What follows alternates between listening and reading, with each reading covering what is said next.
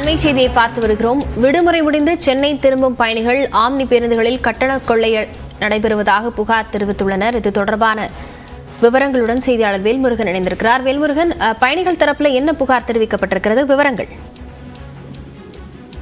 லாவண்யா, தொடர்ச்சியாக தற்பொழுது ஒவ்வொரு விழா காலங்களிலும் ஆம்னி பேருந்துகளுடைய கட்டண உயர்வு என்பது தற்பொழுது வரை கட்டுப்படுத்த முடியாத சூழலில் இருந்து வருகிறது.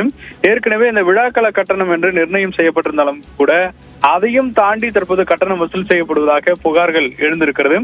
குறிப்பாக நார்மலா இருக்கக்கூடிய ஒரு பேருந்துகளுக்கு அதிகபட்ச இந்த சொகுசு பேருந்துகளுக்கு வாங்கக்கூடிய அதே கட்டணத்தை வசூலிக்கக்கூடிய வகையில 3700 ரூபாய் வரைக்கும் தற்போது கட்டணங்கள் வசூல் செய்யப்படுகிறது. குறிப்பாக இன்றைய தினத்தை பொறுத்தளவிற்கு புத்தாண்டு கொண்டாடப்பட்டு ஏராளமான பொதுமக்கள் தங்களுடைய சொந்த ஊர் திரும்பி தற்போது வருவதற்கான முயற்சிகளில் ஈடுபட்டிருக்கிறாங்க. குறிப்பாக இந்த பள்ளி தேர்வு முடிந்து விடுமுறை நாட்களும் முடிந்திருக்கிறது.